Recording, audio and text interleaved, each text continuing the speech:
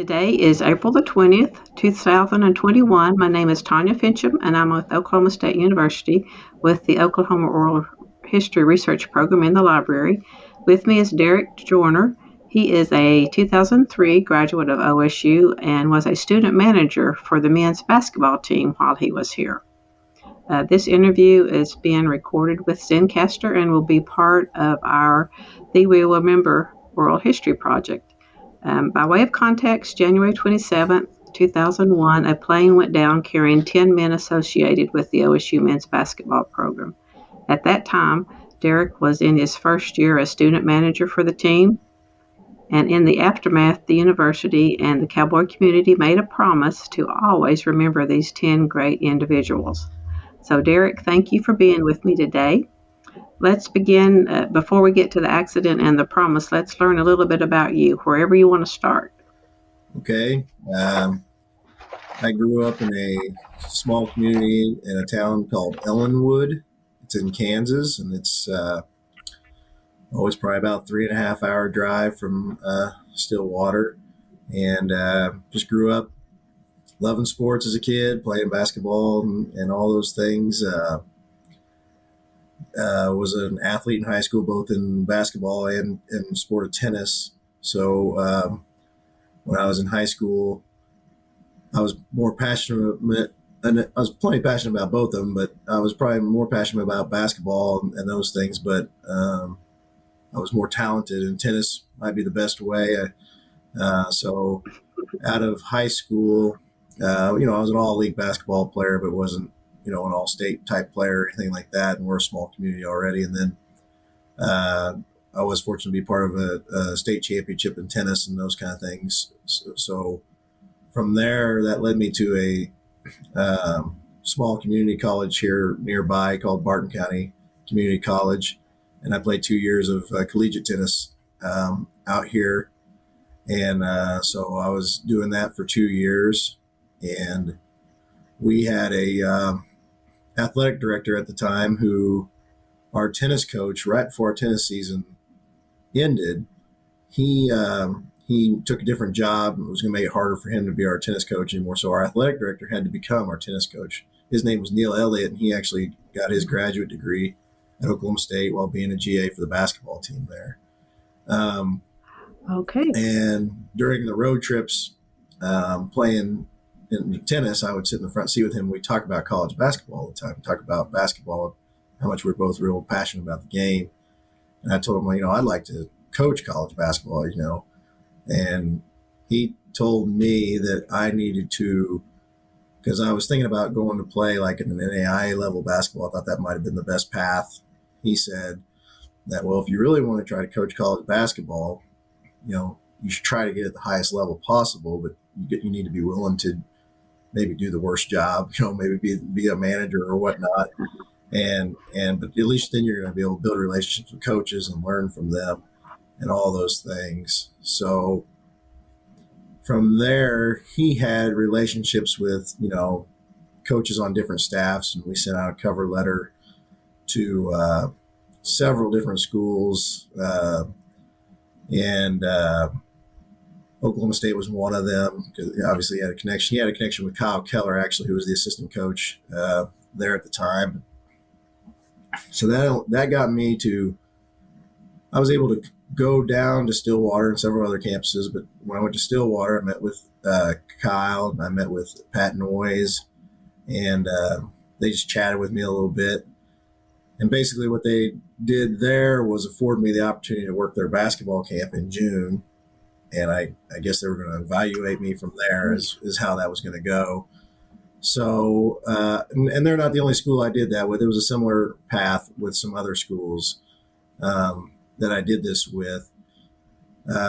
So went there and worked camp and did all those things. And that's when I really got to know Pat Noyes at first.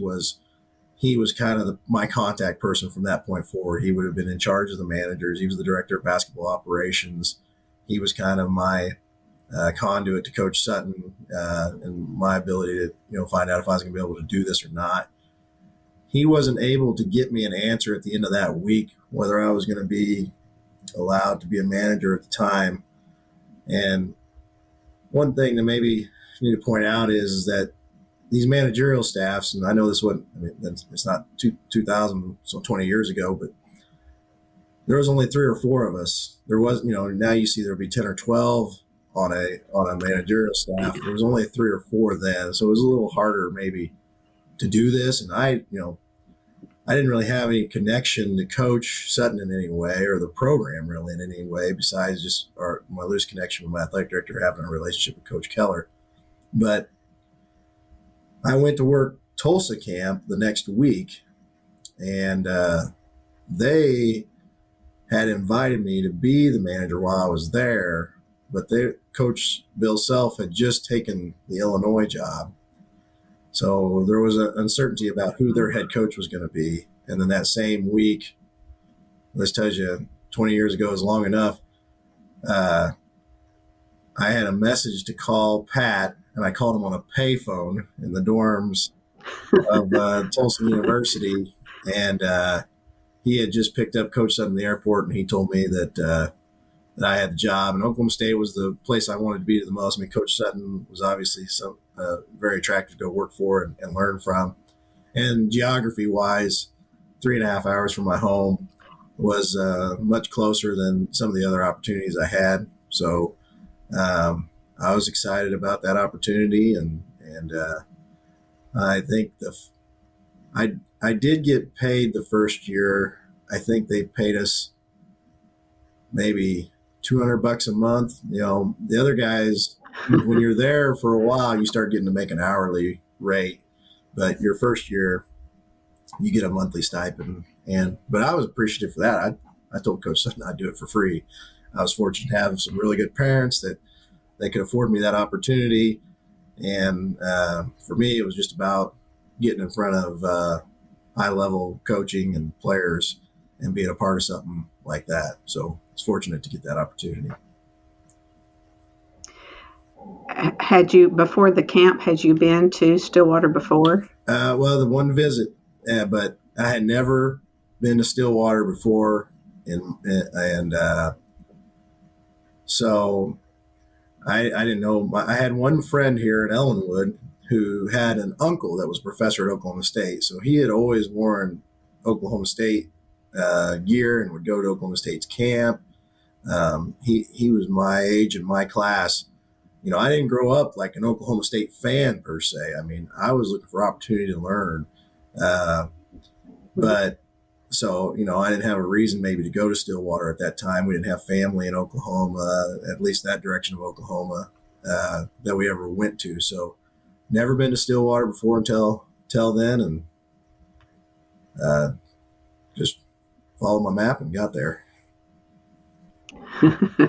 What was your first impressions of campus? Well, I mean, I think I could have been impressed by any campus. I was in a town of 1,500 people, and Bard County Community College has, probably, it's in a circle, and it's got like 7 buildings on it that are all single story. Besides, well, now they've built a dormitory out there, but when I was going to school, they didn't. And so, I mean, it was impressive and nice, and very well kept, and all those things. Where did you live? Well, I was trying to think of what the name of that place is, and that's so a few things were happening all at this time. When I first got there, it was the dorms that are just to the north of Gallagher-Iba. Just Bennett. Yeah. So Bennett right there. And now I'm very late getting in. I'm very late getting registered, because I don't find out until middle of June that I'm coming to school there. So by the time I ask for a dorm room, I'm in Bennett, but I'm in the dormitory section, where we're all using a communal bathroom, sharing one bathroom with the showers and all that. The players are all in Bennett, but they had built an extension that were like apartment style dormitories. They had a common living area, and then each person got there was 2 bedrooms in each one. They had their own bathroom and shower. that were connected. The other thing about mine is it didn't have air conditioning, so it was Not fun. in August in Stillwater. It was hot.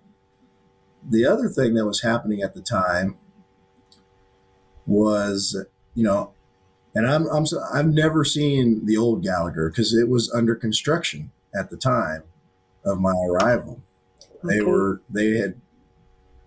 We played my first year.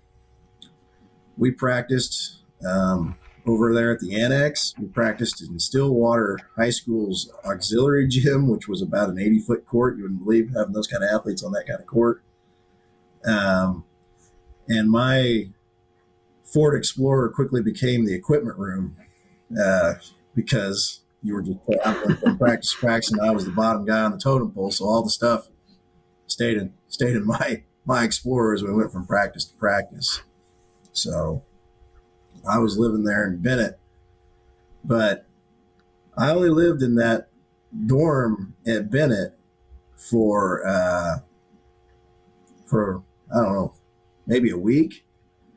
I was there, and Pat Noyes, director of basketball operations, he checked in on me and was like, "How's your room?" And I was like, "It's not very good. I've been living with my parents and in a nice home, and now I'm 20 years old, and it just wasn't a good deal, And so he came over and took a look at it, and I hate to say this, but my roommate was not somebody I was excited about being a roommate with either. Maybe the best way I could say it. And he looked at it, looked at the situation, looked at my roommate. And I told you that these things were connected. Bennett was just right down the hall to the apartment style ones. And so Pat says, "Well, hey," he says, "just come with me." So I get up. We walked it wasn't maybe, but 30 or 40 feet down the hall until you open the door into the new part. And Pat, he's got one of these dorm apartments there. And because that's part of his job, he's able to live there for free. And he opens the door and he goes, "This is where I live." And I walk in, and he's got a living room. He's got his own bedroom over there and a bathroom. And he's got an empty bedroom and a bathroom over there. And he goes, "You want to just stay here? You can just stay here."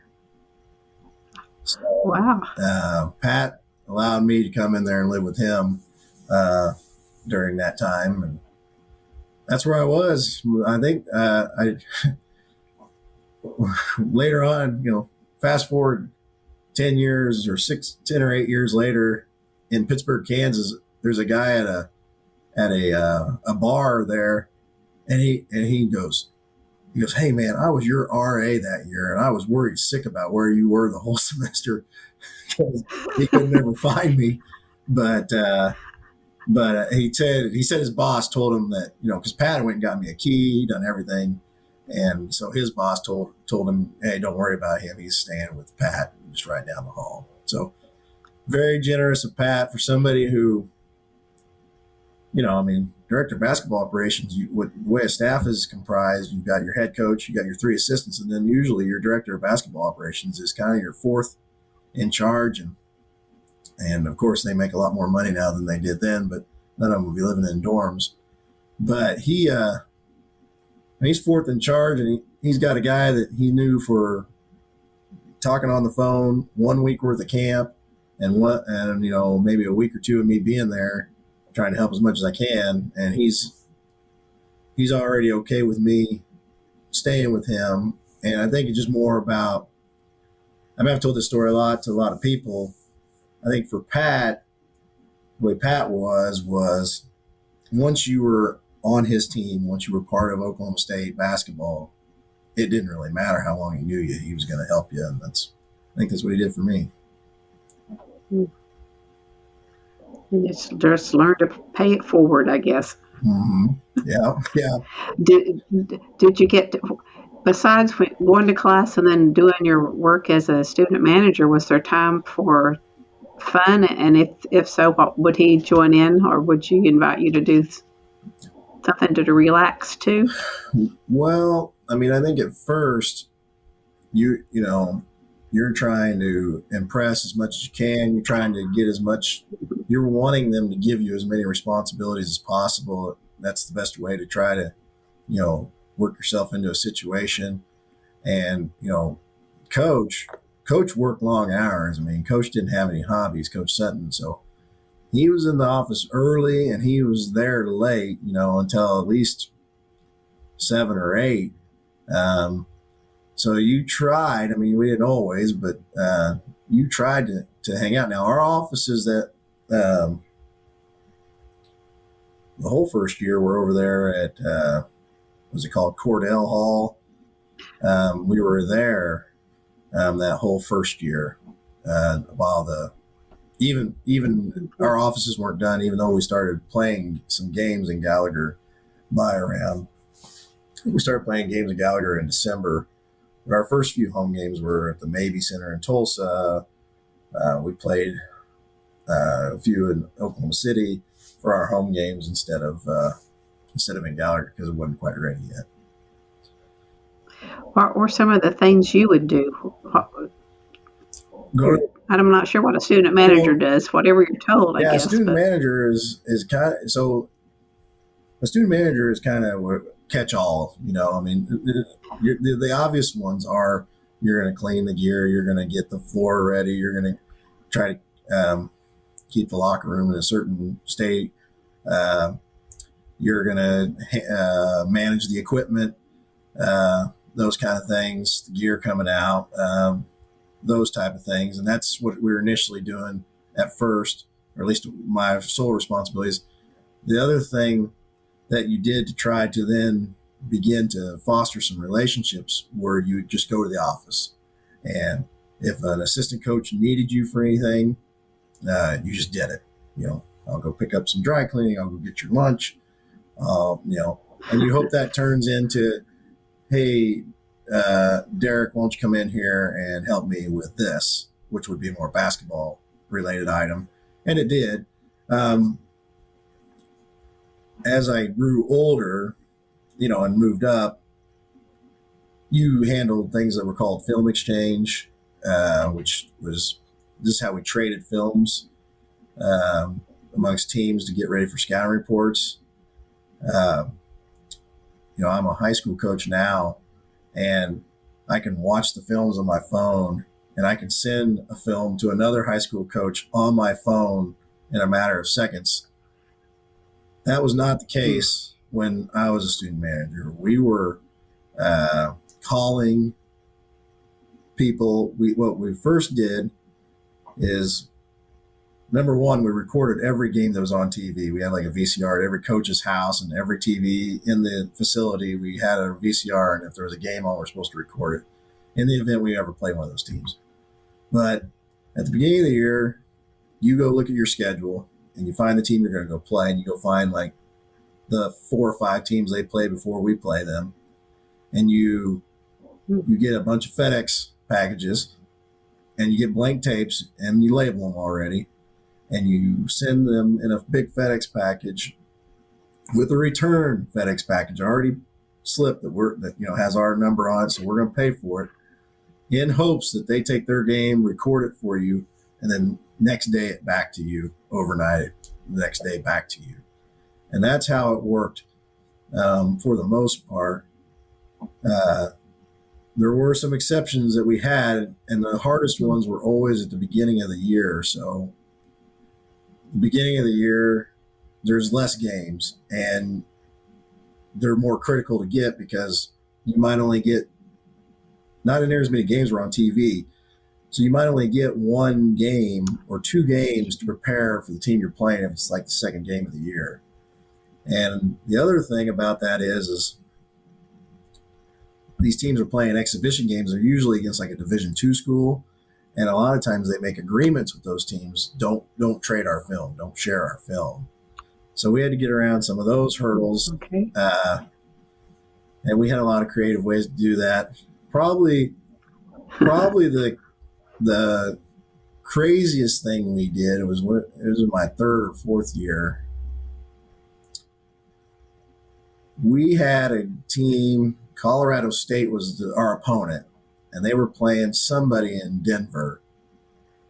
I can't remember who it was, but they were in Denver. The team that we needed to get the film from was not Colorado State. It was the team they played. Well, they were going to be in Denver, and then they had to fly back to their school. And by the time they could fly back to their school and then get the tape for us and overnight to us, we were already playing them. And we needed the game sooner than that. So a guy named Brian Jones was a student film guy for Oklahoma State that was in Denver working for the Colorado Rockies as their film guy. So we called Brian. Brian drove to it's like the Pepsi Center or something like that is where that deal is in Denver. He got this little tiny cassette from them. He recorded it onto a VHS for us. Then Brian put it on an airplane. So we flew the tape from Denver Airport to Oklahoma City Airport. I drove to Oklahoma City Airport, and we had the tape within like 8 hours of the game being played. So Coach Dickey could get the scout done, and we won by like 20 or 30. So we all felt pretty good about it. Hopefully you got a cheeseburger out of that. No. No, they fed us well. Coaches took good care of us. Well, when did you have time to do homework if you were doing all of that? Well, yeah, I mean, you learn how to manage that type of stuff in the evening times, I guess. Or, like I said, some of the time when you're at the office is dead. It's downtime. So you might be doing it then. And then if somebody needs you, you just drop it and go do something for 20 or 30 minutes, come back and then do that there. And not everybody operated that way. Not all of our managers did that. Some of them weren't as interested in becoming coaches maybe, and some of them, so they would just be around during the, an hour before practice, an hour after practice. You didn't have to do it that way. If you were an aspiring coach, you did it that way just so you could kind of learn. And the more you do that, the more your responsibilities grow. You start helping with the scout reports. You start helping with the film grades, all those things. I was fortunate as I got older in the program, my role grew because after the first year, we recruited this guy named Franz Stein. He was 7'2", and he was like 290 pounds, and he was this incredible athlete, but he had really never played basketball before. So I was supposed to go home after camps were over. I was going to be home for July and part of August and then come back because they only had so much money to pay the managers during the summer. But when Franz showed up, the coaches decided that during that time, the coaches could not coach the players during the summer at all. They were not allowed to have contact with them on the floor.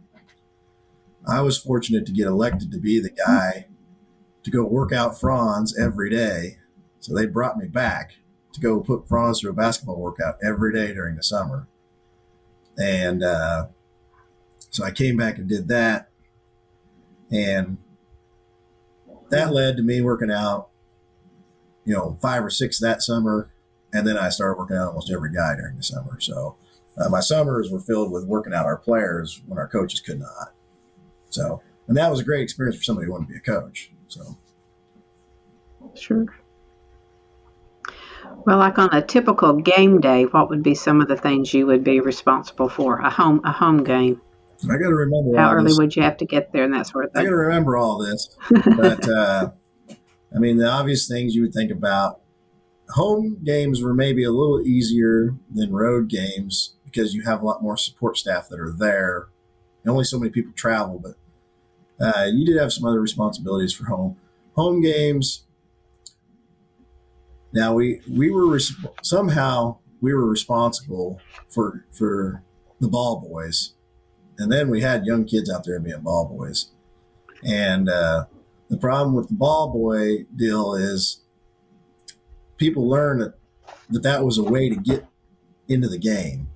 And the games were, we were sold out every game, especially when we got into conference. So I'd be at, we'd be a home game against Kansas, and I got 27 ball boys for that game. We're all huddled around the goals because that's how many people wanted to come to the game.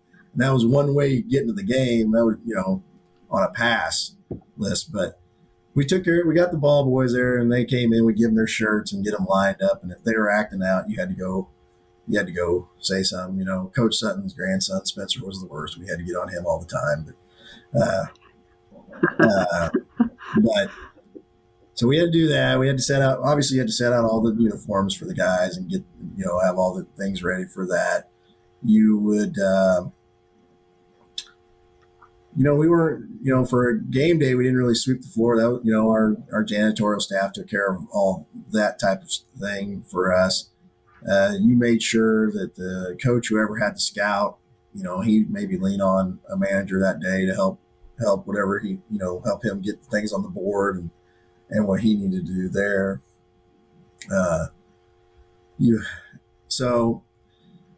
got towels where towels need to be. You made sure that the opposing team was going to have what they needed. If they needed anything more, you went and help those guys, help them out. So you got to know the other managers that for the other teams and those kind of things in that way. So, but during the game, that's where you always wanted to try to work up and get your responsibilities there. I think. One year, my first year, I was strictly stand behind the bench. Timeout comes, get each guy his towel. The trainer would usually get them their water. Timeout's over, just get everything wiped up, make sure everything's good. That was my job. Now, after that, my responsibility started changing. I started charting a lot of things for different coaches during the game.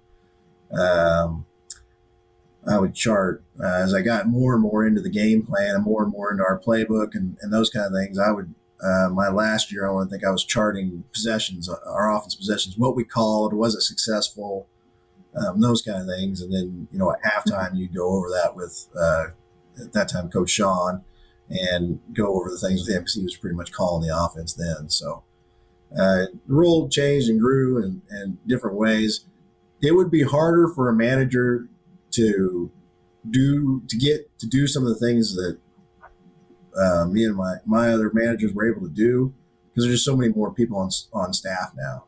I mean, there's 3 coaches and there's a film guy and there's an assistant film guy and there's the director of basketball operations and then there's the special assistant to head coach. Those positions didn't exist then, so you got to do a lot of those things that guys get to do now if you wanted to. You just did it for free, but the experience was what the pay was. I mean, and so it was a lot of fun. I mean, my second year, so every once in a while, an assistant coach would not be at a game. He would go recruiting, and Coach Cyprian was this coach, and he always kept fouls and timeouts, and he sat right by Coach Sutton. My second year, he did. Well, he went recruiting, and we were going down to Texas, and Coach Sutton was going for his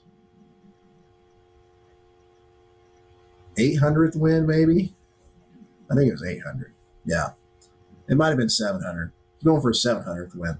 He's going for his 700th win, and 2 of us managers traveled to that game, and we had known that in the past, if that assistant coach was gone, sometimes the manager gets to sit up there on that spot. So we came in there and we decided we're going to flip a coin to see who gets to be the one to sit by coach and do this.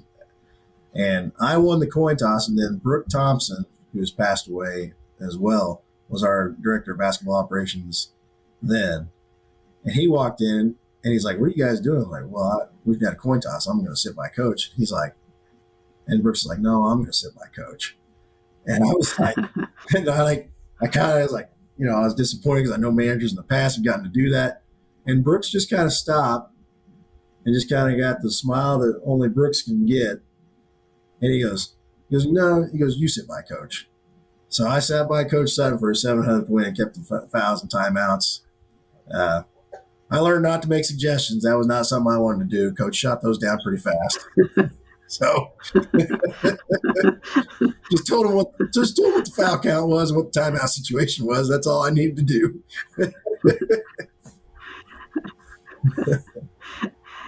and keep him from getting a technical. I almost got one of those too. But that was Coach's fault too. We sat at the end of the bench, and Coach comes over there and he's like, the end of this bench is too quiet. You guys better start getting rowdy over here, you know. So we're all now everything. We're just excited about everything. Well, we start getting excited about the officiating too. And one of the officials threatened me, and then Coach was coming down there and yelled at me for almost getting a technical. So it's like, well, got a little too excited. I was getting excited for you, Coach. So, yeah, you didn't want to. That would not be good to get one of those. Sounds like you've got a lot of great memories from those times. Yeah, wonderful experience. I mean, for being 20 to 20. When did you start? Do what? Go ahead. I didn't catch it. Being that young? Yeah, I mean, you're 20 years old, No. 23 years old. You're living the dream there. And it is interesting. Like the first year, you're probably more, at least for me, the way my evolution went.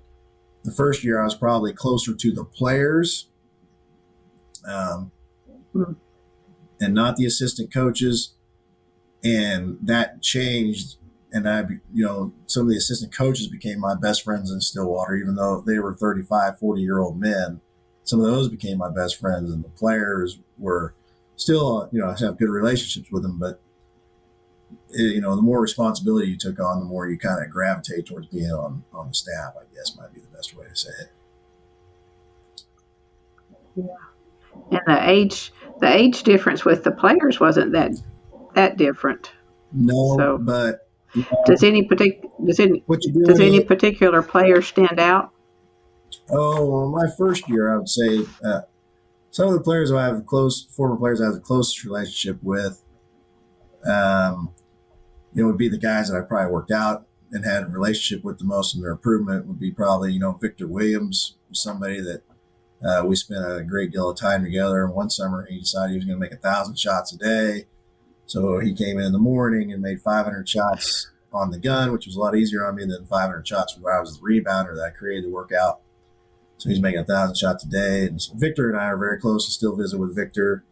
Melvin Sanders, another guy, but, it's impossible not to like Melvin. He was just such a great person and good human being. And he's doing incredibly well. He's working out like these NFL. He's a personal trainer working out NFL players and stuff like that. So okay. He's doing exceptionally well. And Victor's got his own AAU team up here in Kansas City area and doing really well with his basketball workouts. Those two, Frederick John's in my first year, and he was only here for my first year. He's probably somebody who, hung out with the most, maybe. He was roommates with Nate Fleming. And so those guys, we probably partied in the same circles more than what some of the other players did. Then after that, I had good relationships with, Tony Allen is somebody I had a good relationship with. Tony had only trusted so few, Tony only had an amount of people he was going to trust. I think I was fortunate to be one of those and worked him out a lot between his junior and senior year, and then also helped work him out a lot as he was trying to get ready for the NBA draft workouts and those kind of things. So obviously Franz was somebody I got real close to because we spent every day together during the summer. But we're all, you get, I know we're going to talk about this plane crash and you don't like that. That lets you know how close you really are to these people. You don't realize that until something bad happens sometimes. But, with that being so fresh, everybody was so close all the time. We obviously, there's people, your personalities didn't match. So you didn't just hang out with that person very much. But so what I mean by that transition from the players to the coaches is, as you started spending so much more time with the coaches, you get done with, working on film at 7 o'clock at night, you just go with the coach to go have dinner and have a beer or something instead of partying with one of the players, And that's just how you kind of start to change as you start to do more things. Kind of gradual too, more gradual. Or yeah, not. You don't necessarily realize it. Yeah. So since you brought up the crash, just let's go ahead and move into it, and then we'll come back around. Okay. Before that January, you were not traveling with the team, right? So no, at that time we would travel usually because we were traveling on small jets. We're traveling on like 10 or 12 passenger jets. So usually there's only room for one manager at that time. So we'd only send one usually. And there was only four of us. Well, you could say there was four of us. There was three of us, and then Jared was like a student assistant / manager. Jared Weiberg was. So there was Steve Sosa, who was our head manager. He'd been there the longest. Jared had been a walk-on the year before, or maybe 2 years before, and then decided to kind of transition into like a student assistant, student manager role. And there, Ryan Paul was also there. And he was in his second year, I believe, my first year. So it was us four that were kind of taking care of the responsibility. Steve had been there the longest. And so Steve Sosa was making all the trips as the manager at that time. Okay. And then that happened. How did you learn about it? Where were you? That type of thing. Okay. Well, so I mentioned that me and Steve Sosa, who I said Steve's usually the one who travels. I mean, he's the one who usually was our manager. But Jared Weiberg was getting ready to start his student teaching. So Coach thought that this was a chance. This would be one of the last trips that Jared might get to go on. Because if you didn't usually travel, he usually tried to get you to go on one if you've been there for a while. So he thought this would be a trip that Jared could go on before the semester of student teaching had started. Right at the end of January, it's right about the time you start that student teaching when you're in that part of your degree program. So Jared went instead of Steve. And I remember Steve being a little irked by it. I mean, he'd worked really hard and had his seniority. And Steve had a connection to Colorado. I can't remember if he's like a Colorado Buffs football fan or something like that. So he always liked that trip. So he was a little disappointed he didn't get to go. He and I went out to dinner and watched the game versus Colorado. And we went there, had dinner, and watched the game. We lost. We were pretty bummed out. We went back to the apartment that me and Pat were living in the dorms there. And me and Steve just kind of hung out there. We were waiting for Pat to get back and seeing what he was going to up to, see if he wanted to go, hang out with us that evening and whatnot, because Pat would spend a lot of time with me and Steve. So we were just kind of hanging out there. I think it was Melvin Sanders knocked on our door. I don't know if he was looking for Pat. He came and knocked on the door. We visited with him for a while about the game and everything like that. And he then left. And then I think I got a phone call from one of the girls that works in our office, and she said something along the lines of, "Hey, you need to, what's going on? Where is everybody? There's the news is saying that there's a plane crash." And I remember telling her, I was like, "There's no plane crash. I just saw Melvin. So Steve and I turned the TV on, or at least changed the channel or whatever. And there's the news. I mean, there's news that this one of the three planes had crashed. So we're kind of, we're freaking out a little bit, but we're confused because we had just talked to Melvin, and you would think Melvin would have known that something happened too. Melvin, his apartment, the same building, but it was down we were on the second floor, and they were on the first or basement level. So me and Steve trotted on down to the basement, and found Melvin, and there was Melvin and Terrence Crawford. I'm not sure if anybody else was there. Terrence and Melvin were roommates. And I said, guys, the news is saying this, and they're like, they didn't say anything to me. So I called Coach Cyprian. We just called him Sip or Coach Sip, and he was clearly crying when I called him, and he said, "Yeah, the plane has crashed." He's like, whatever guys you can round up there at the dorm, you need to get them over here to the office. So I just remember then, telling those guys, and that, just uttering those words is hard, and the confusion you have. And there's a lot of confusion in the fact that there's 3 planes. You don't know who's on what plane or anything like that. So we got whatever guys were there, and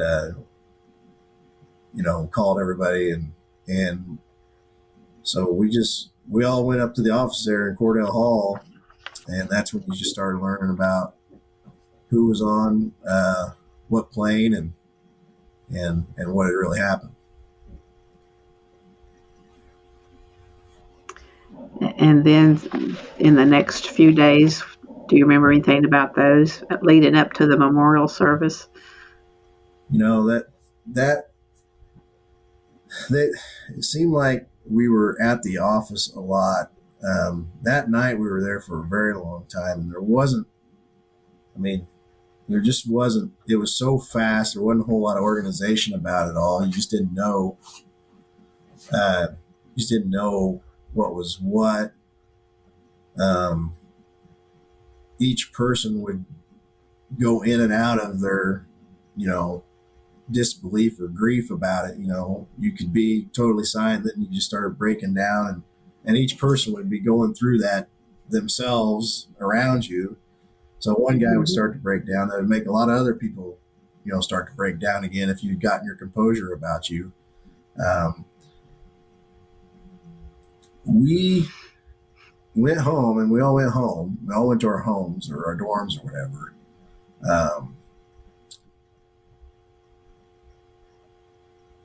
I believe that I went to Steve's apartment that night instead of staying there where Pat and I had been staying. And that might have been where I stayed for a while until Ryan Paul, our other manager, he had an open room in their apartment, and I just moved over there to go live with him instead of staying in the same dorm room there. But if you weren't around, like if you didn't come back around the office for a few hours, Mary Lee would be calling you and trying to check in on you and make sure you're doing okay. And that kind of was the same way with each player. I feel like, it took a while for the memorials to happen. It took some time. Well, of course it would. I mean, when somebody passes away unexpectedly and it's happening in a different state, and then some of their families are from a different state, it just takes a long time to get these things. I think the memorial that happened in Gallagher, Iba, that happened probably reasonably quick. I think that was probably within a couple days, and we all went to that. That was not. That wasn't as hard as going to the parade of funerals. That going to each person's service was a lot harder, and that took a course of a week. I mean, that was a hard week. And Pat's probably was the hardest for you. Well, sure, Pat was meant so much to me. I mean, he was, when you're in a new situation like I was, and everything is always, when you're new, everything feels fast, and it's hard. He slowed everything down for me. He made it comfortable for me, and we just became good friends. I mean, we did a lot of things together. We spent a lot of time together, and so that was very difficult. But I mean, and those were some of the. I mean, like I missed all the guys. The guys I knew. There's some guys that I didn't know as well because I wasn't part of the travel party. The pilots. Although David Mills, son of David Mills, kind of came on with us, kind of as kind of a quasi student manager for the rest of the year, and got to know him really well. But I felt some guilt just feeling more bad about Pat than I did about, just because, you have a stronger relationship with some of the others. But yeah, I mean, that was difficult. I will say that when we got past all the memorial services, it's like for me, and it might not have been for everybody else, it's like the grieving part stopped for a little bit because we had lost a lot of people, and there was a big void of people that did a lot of work that now I had to go and start doing. Each person picked up responsibilities that these other people would have done. And, I was one person that helped fill some of those gaps as well. Because we just didn't have, we no longer had a director of basketball operations. And after 10 or 11 days, I mean, the games started back up again. And it was nice because it was no longer all of us, feeling pity for ourselves. We got back to work. And so that part was nice.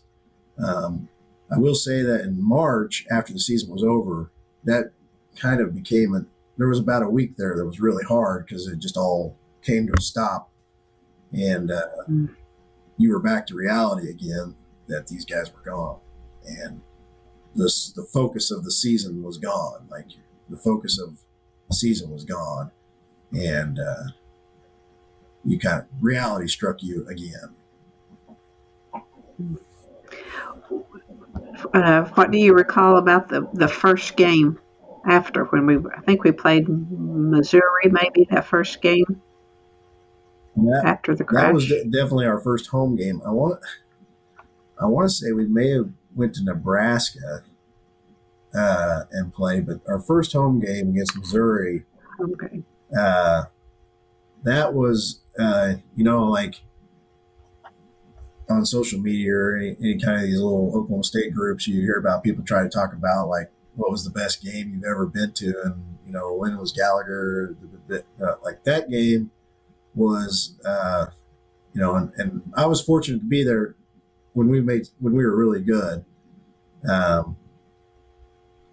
but I do just remember the students were there very early, and the students were there very early all the time for big games. But I remember, being out there, and I remember the players would come out maybe hour and 15 minutes, an hour and a half for the game, just to shoot a little bit. And I remember Fred John Zinn walking out, and the students just went crazy. And it wasn't, like usually Fred would walk out, the students like, hey, all right, Fred, that kind of thing. But it wasn't, their attention was, we got to wait here for an hour and a half. We got here this early just so we can get the seat we wanted, was usually their attention. But there, every player that walked out, the support that they had was incredible. And then the game was such an incredible game that the one play I remember the most is late in the game, TC, Terrence Crawford, I think he stole the ball and he got an and one dunk. And I mean, it was just ballistic and bonkers and the loudest I'd ever heard it in there. And so it was, I mean, that would have been heartbreaking to lose that one. And it was probably about as emotional as we saw Coach Sutton after that game. So it was important. And you know, Missouri was talented and we were good, and it was just a really good ball game. But the people in the building just did not want us to lose. I mean, they just wanted us to win so stinking bad. And you could just feel that. You could just feel that. It was just raise the hair on your arms kind of thing. Raise your hair on your arms. Yep, I was there, and one of them was the rowdiest arena that night for sure. Yeah, we've had some big games and big plays and there, and hadn't had anything like that since. So No, and you won. Was there anything that the players or that you kept that like in mementos from any of the guys? so Fred was Fred, John Zinn, and Nate Fleming were roommates. And so Fred would always wear Nate's practice jersey under his jersey during games. I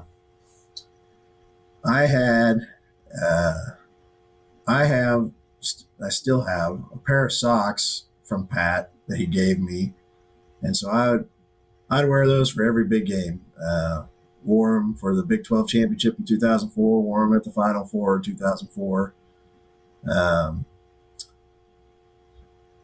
They gave us all a ring that year. That ring was important. It was probably as important or more important than the Final Four ring they've given us. Those were the main things there. We all did little things, especially that year. Guys would ride on their shoes or whatever. For me, like I think of Pat and just unusual.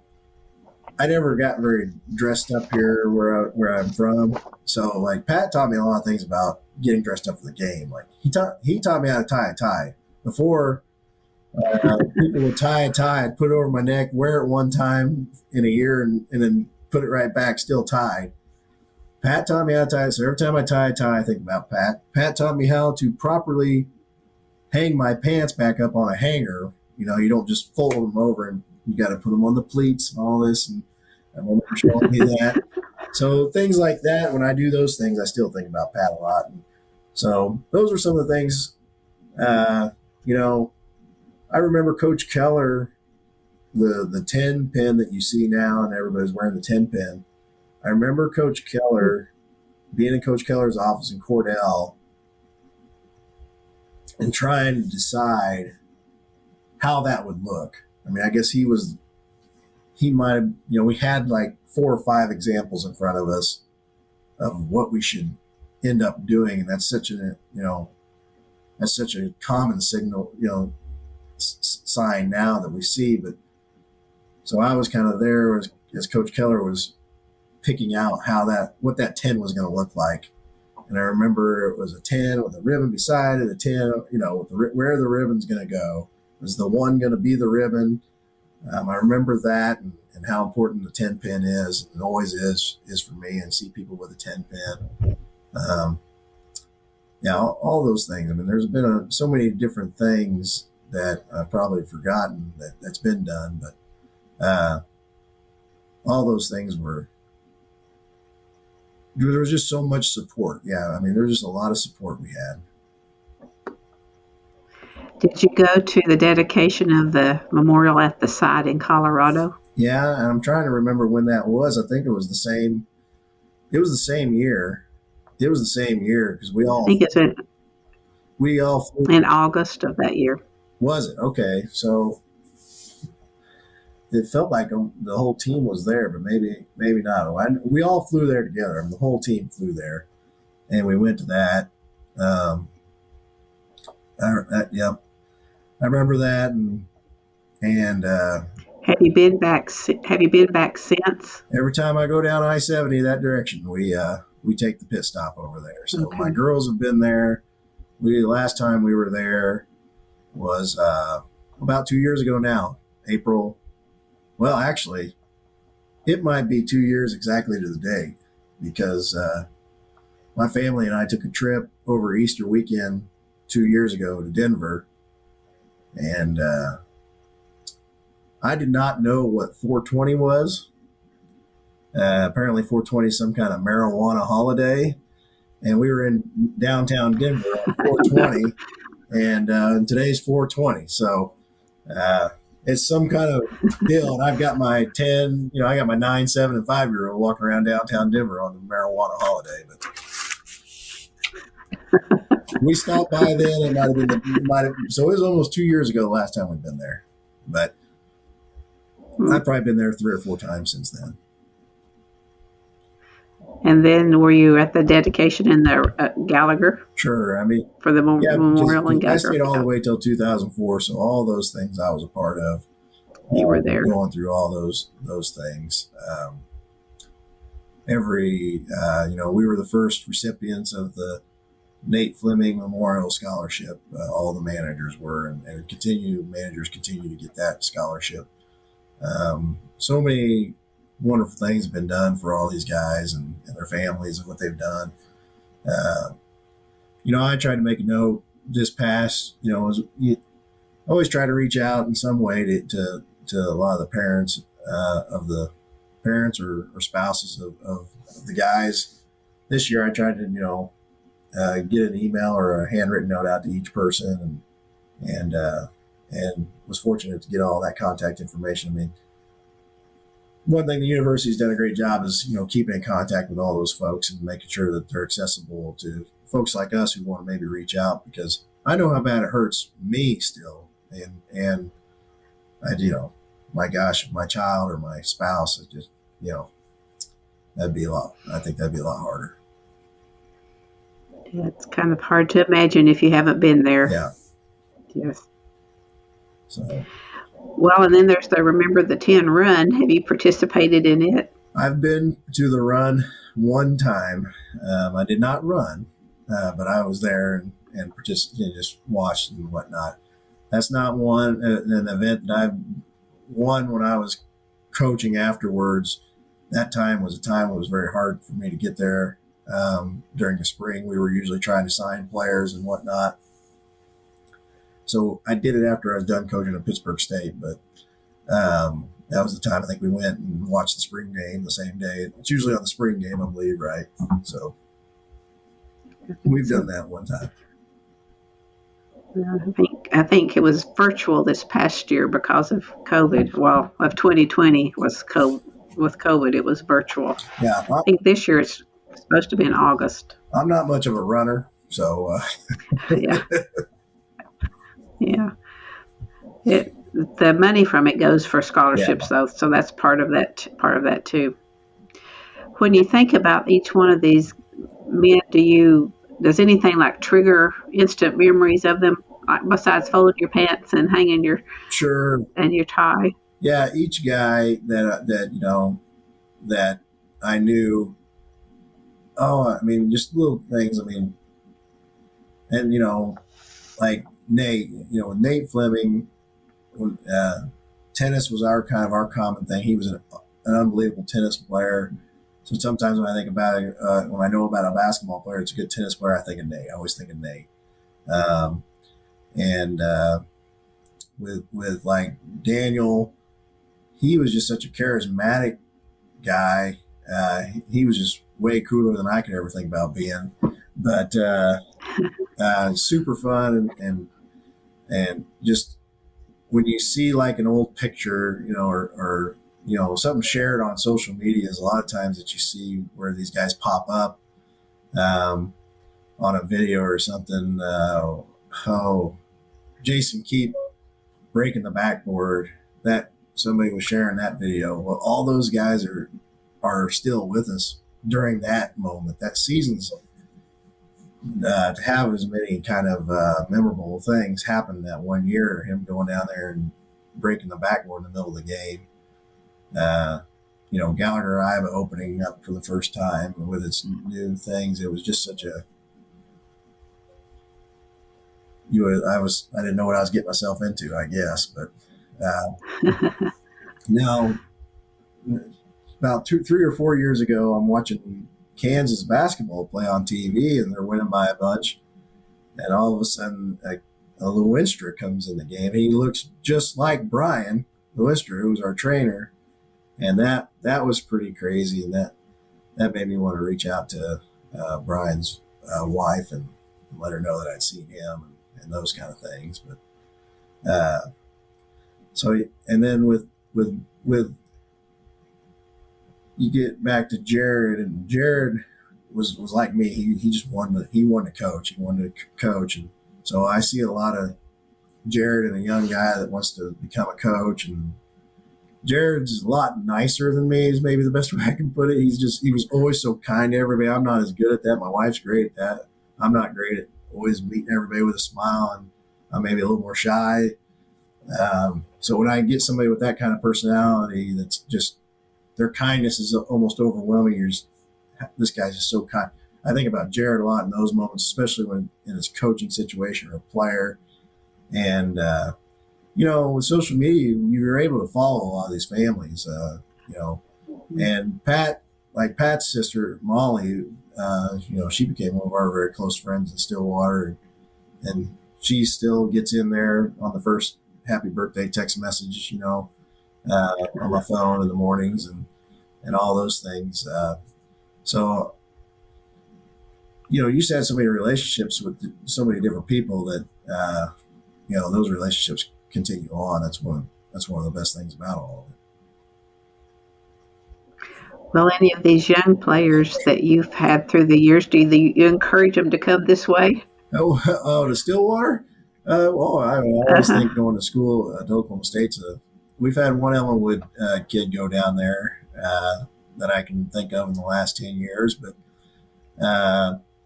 trying to think of anybody else besides him. He went down there and got a degree in like the wildlife studies and those kind of things, and he really enjoys that. So we have some of that, where our outdoorsmen where we're at. I have a high school team. I've been the varsity coach here in Ellenwood. It's not my primary job, but it's something I still get to do. We talk about these guys a lot and what the lesson is that you can gain from this. We talk about it every January 27th, but and we make a point to really just stop and talk about it then. But I'll bring different things up about these guys all the time. I had a player a couple of years ago who got a concussion, and he didn't want to be truthful about his symptoms. He wanted to play. He wanted to get back and play right away. And, second hit concussion is a serious thing. You can pass away from it. And I'm just like, I know what it feels like to lose somebody on my team. And, this is not more important. This is not more important. And I think just letting them understand, because I'm not, a percent of the coach that Coach Sutton was, but I'm hard on players like Coach Sutton was. I'm tough on guys, and understanding how they understand that even though a coach is going to push you hard and be difficult, we still have a great appreciation and love for all the team and the players, and how this is, the word family is used a lot. It is a family in some sense of the words, and how much you care about somebody, and right now, player A might not think he cares about player B, but if player B passes away, player A cares about player B. We don't need that to happen for us to understand how much we actually care about each other on this team. And so those are a lot of the lessons. The other lessons is just perspective. What Nate and Dan would have done to play another basketball game, or what Nate and Dan's parents would have done to watch them play another basketball game. So you're here playing a game that, Zane Fleming would love to watch his boy play another basketball game. And so your parents are here, they're getting to watch you play. You need to understand how precious that opportunity actually is. So. Yeah. Sounds like you learned a lot of lessons here, some unexpected. Yeah. Yes. Let's talk about a little bit more about Coach Sutton before we switch gears too, since we've lost him pretty recently too. What other things did you learn from him, or whatever you want to say about Coach Sutton? Coach, Coach was such a unique person, and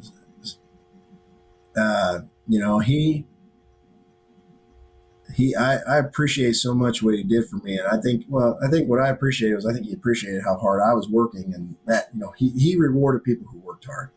That was a great thing about Coach. And then just like anybody else, you build trust with somebody, he's gonna have more trust with you.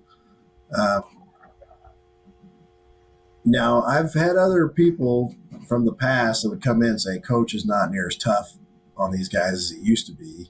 And they think the plane crash had a big part of that. And Coach definitely, after the plane crash, went out of his way to let all the players know how much he cared about them and loved them, in different scenarios and those kind of things. So that was an important lesson. Let your players know how much you care about them. And then just his consistency. I mean, the guy, he just he lived the work, and then he preached the work, and he just worked. The guy was a worker. He's obviously very intelligent basketball mind and very sharp, and had a good pulse of his team a lot of times. Now, some stories about Coach that I always like to share is from a manager's perspective. Is sometimes Coach, we practice for 3.5, 4 hours, some years, and sometimes we'd be out there forever. So we had these coolers of drinks, and we had candy bars for the coaches and everything like that. But Coach was an older guy. So Coach, for some of the practice, while we'd just be 5-on-5 in the half court, he'd come sit down on the bench, and he'd come sit down beside you. And Coach would sell you out, even though in your deal, he'd come over to you and be like, Billy's being soft, isn't he? Well, I'm a 21-year-old manager. I'm not going to disagree with Coach and tell him I think Billy's being really tough that practice. So I just nod my head, and then, sure enough, Billy does something that wasn't very hard the next time, and he goes, Billy, you're soft. Derek's just over there telling me how soft you are. I agree with him. And I'm going, Coach, I did not say that. This guy's 6'8", 240 pounds. I'm not going to be saying that about him. But those are some of the things he'd do. Oh, every once in a while, I got to be a little comic relief. We had this drill where one time Nate was involved, Nate Fleming. We're over here. We had this drill where the guy had to go dive for the ball, take a charge, and then at the end he had to make a basket while the managers were just hitting them as hard as they could with these football blocking pads or whatever. Well, we had Jason Keep up there. He was like 6'10", 280 pounds, and he's just bowling through me and the other manager. So we just get yelled at by one of the assistant coaches. Don't let it be so easy. Well, the next guy in line is Nate Fleming, who's smaller than me, and we're just pounding Nate, with the pads. And Coach Sutton comes over there, and he sees that. Well, he sees us pounding Nate, and we're doing it because we just got yelled at by the assistant coach for trying to be a little tougher. Well, Coach decided we were being a little too hard, and he had us go through the drill. So he'd do stuff like that to get the players excited and stuff like that. But those were some good stories. But Coach was, here are the things about Coach. He always does these little subtle things. So Christmas time, when I was a manager, he'd always call my parents and visit with them, tell them about how I was doing. And then I would say, I remember at the end of when I was going to go to Louisiana Lafayette with Coach Cyprian and go work with him, and I think we were done. I was going to leave like the next day or something like that. Coach just calls me in his office, and he just gives me $1,000 check. And I was like, Coach, what's this? He's like, well, I think this could help with your moving. And I was like, Coach, you know how to do this? He's like, I know I don't have to do that, Derek. That's why you're just going to take it, and you're going to be fine with it. So he showed a lot of ways. Now, when I left, I'd come back and visit with Coach, and I'd touch base with Coach. But when he got done with coaching, Coach had to have like this system of calling people, because I'm sure he had a list of people he called every day, and then I'm sure he had a list he called once a week, and he had a list of people he called once a month, and I was on the once a month list, and he'd call me once a month and just see how I was doing. Stephanie, my wife, she worked in the basketball office for a short period of time. He'd want to know how she was doing. All those things. He'd call me once a month till really he got really sick. That's the last thing is Coach always wanted to make sure I married my wife. He thought she was great, and Coach would, one Saturday morning, Coach would call me up at like 7 a.m. He needed something, so I probably had a little too much fun the night before.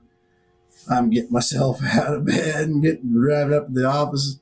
What do you need, Coach? And Coach could obviously tell I had way too much fun the night before. He's like, you out having a good time last night, Derek? I'm like, yes, Coach, I did. He's like, are you still with Stephanie? I was like, yes, Coach, I'm with Stephanie. He's like, don't you screw that up, Derek. Do not screw that up. So he was always making sure that he wanted to make sure I didn't screw things. I've been married to my wife now for 15 or 16 years, so I'm doing Coach Sutton good there. But you're doing good. He would always call me once a month and check in. And when he started getting sick, he fell for the first time and all those things. Then I would try to call him, and you could tell he wasn't doing as well over the time. And his health continued just to, get worse and worse. Really not very much far after Patsy passed away. So that was really kind of a mark where things began to change. I remember him having a fall in his house, and ever since then things were difficult, or got far more difficult over time. Well, did he have any part to play in your first job after OSU? Well, obviously. That's a whole nother story. Coach Cyprian, who was on our staff, was going to take me with him to Louisiana. That deal kind of disintegrated really quick. So I came back to Stillwater, and I sat down with Coach. And this would have been like in August. I mean, it was pretty late in the summer. And he said, well, Derek, he goes, you can come back here and, finish your graduate degree. He goes, or I just got a call from Gene Iba at Pittsburgh State that's looking for somebody to help him there. And he goes, there you can recruit, you can coach on the floor, you can do all those things. He goes, if you want to do that, I'll call him and you can go there, or you can just come back here. And so I got on the phone with Coach Iba and just decided that was an opportunity. I was ready to be more, be a real coach on the floor type thing. So he obviously helped me that. And Gene Iba his uncle would be Henry Iba that you're seeing Walter Iba Arena. So, okay. Went to work there for 6 years for Coach Iba. So yeah, he was a pretty important part of that. And then, in fact, Sean might have been the head coach, but they invited us to come play an exhibition game there. We played him in an exhibition game 1 year while I was there. Well, what did you learn from Coach Iba that you carried to your next Well, Coach Iba, one of the most important things Coach Iba did was teach me to appreciate wine, and I always tell him that. But uh, he he Coach was different. He had, still a very smart basketball mind, understood how to keep players accountable and do things the right way. We were good. When I was there, we were that first team. We were top 10 in the country in Division II. We had an All-American a lot of the years I was there and had good players. Um, he taught me maybe a little bit more about while you're being a coach, a balance with your family and your wife and those kind of things. He taught me a lot of those things, but just giving me the experience of getting out there and playing on the floor. The style of play was very similar. I always tell somebody that I didn't have any clue how to run a zone defense because for 10 years between Oklahoma State and Pittsburgh State, we maybe ran zone for 20 minutes of the entire 10 years. So I didn't know really much about how to coach a zone defense.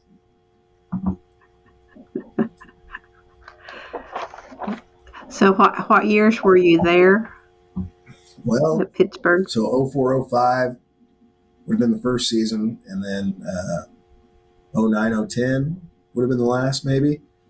And this would have been when my oldest daughter was born, and that's kind of when I made the decision to get out of the college coaching game. There was a transition there with Coach Iba, and then I'd had my daughter, and I mean, when there, you've got your own games that are 2 days a week, usually on Wednesday and Saturday. You're going to a high school game on Tuesday or Friday. You're going to a junior college game on Thursday or Monday.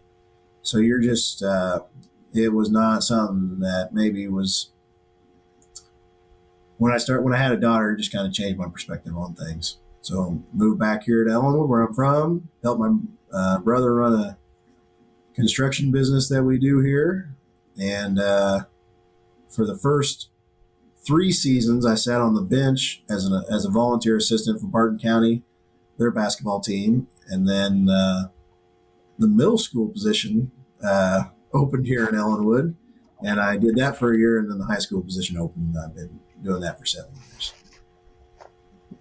Well, I would imagine there's a little bit of difference between high school and college.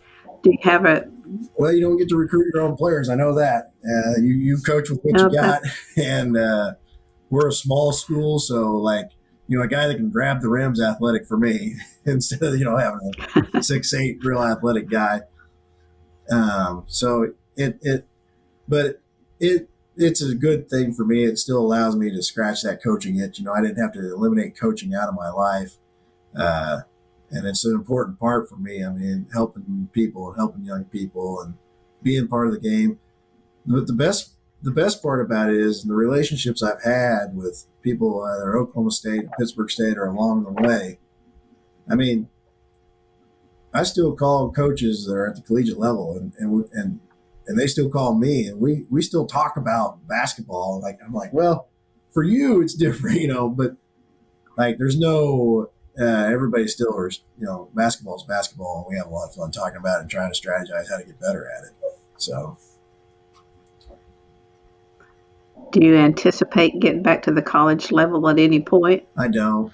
I think you don't. I think what we're doing now is kind of the right thing for our family, and I've gotten probably, there was when I first moved back about 2 or 3 years in, there was an opportunity that I was really considering and pursuing. I didn't get that opportunity, but then that guy called me back the very next year, the day my third daughter was born, and he asked me, "Well, I actually want you this year," and I told him, that's probably when I put the college thing to bed was then. I've just gotten myself involved in a lot of different things that would keep me connected to my area now, from investment standpoints and just, family and all those things. So just too deeply rooted now to pick up and move and do something like that. I mean, over what 20 years ago now, you took a leap of faith by coming to OSU. Do you have any regrets? I don't know. I mean, I've had a great experience. I mean, You you would do it again? oh yeah. I mean, I think I've got probably an unusual situation. I mean, I went there and kind of the bookends of my time at Oklahoma State are the plane crash, which is horrific, and then a Final Four, which is a whole different type of experience in itself. Um, and to be able to work for somebody like Coach Sutton, who's a Hall of Famer, coach, and then to be able to work for somebody like Coach Iba, who's in a couple other Hall of Fames, Pittsburgh State and MIAA Hall of Fames. I mean, to work for those kind of people and then to build relationships with the kind of people you do along the way. I mean, those relationships are so valuable, and why would I ever want to take away any of those? They've been great. What was your degree in? My degree was in philosophy because I had this backup. I had a couple different backup plans. Was like I might get into law or something like that.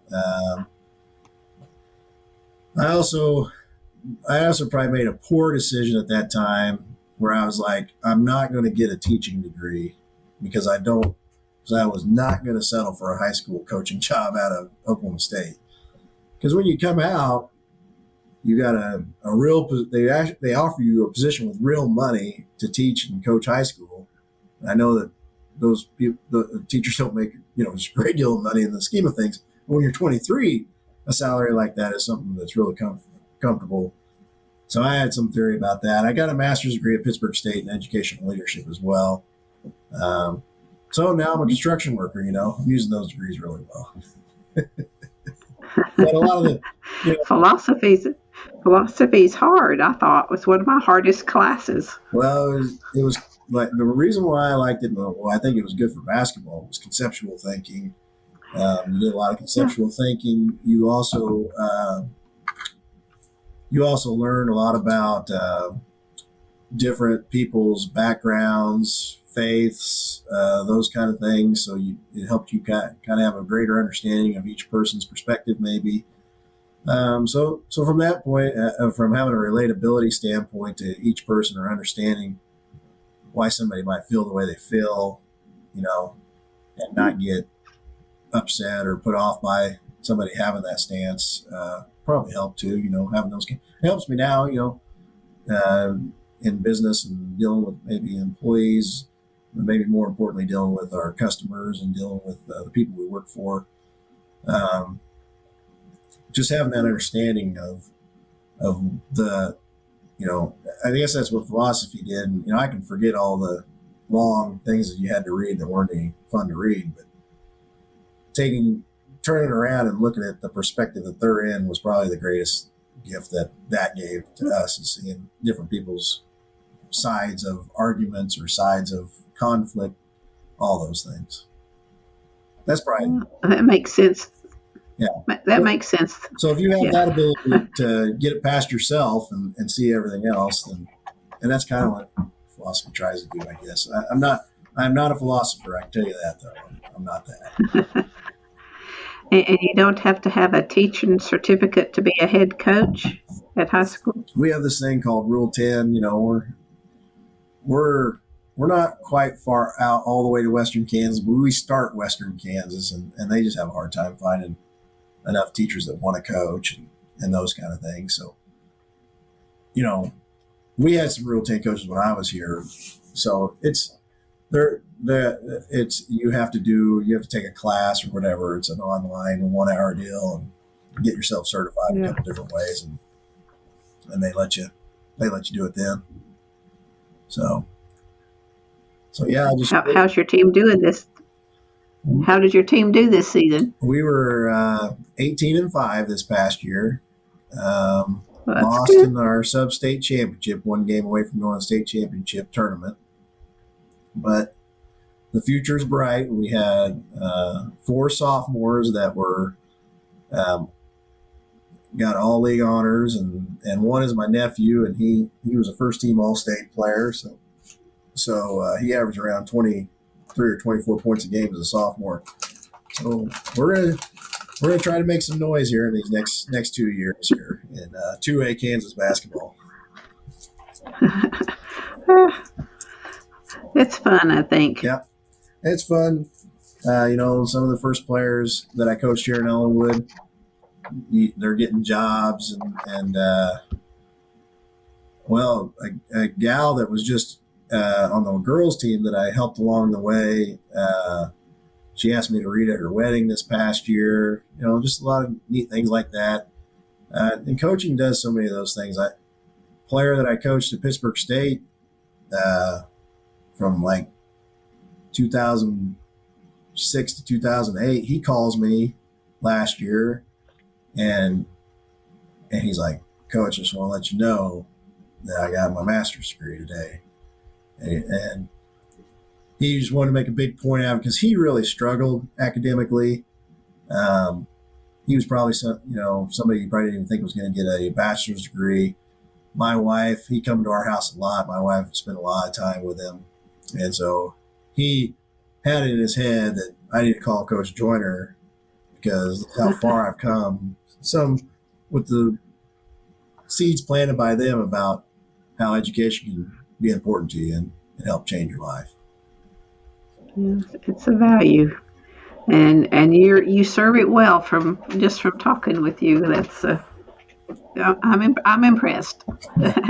We've covered a lot. Is there anything else that I need to ask that I don't know to ask about?